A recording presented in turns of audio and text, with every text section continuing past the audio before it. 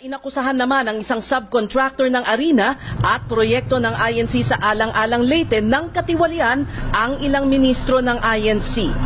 Para kumita sila ay nagkaroon ng padding sa construction. Ibig sabihin ng padding, parang ghost employees.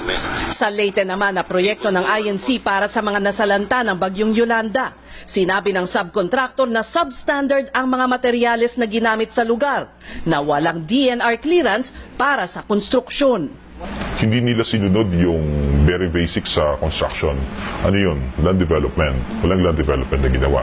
Soil test, walang ginawang soil test. Para makita mo kung yung integrity ng lupa. Kinuhanan pa niya ng video ang mga materyales para ipakitang substandard ito. Oo. Yan ang ginagamit dito.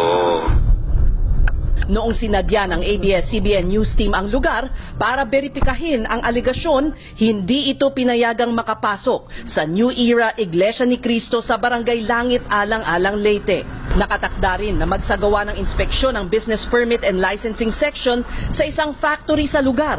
Pero ayon sa ilang empleyado ng munisipyo, kahit sila ay nahihirapan na makapasok doon.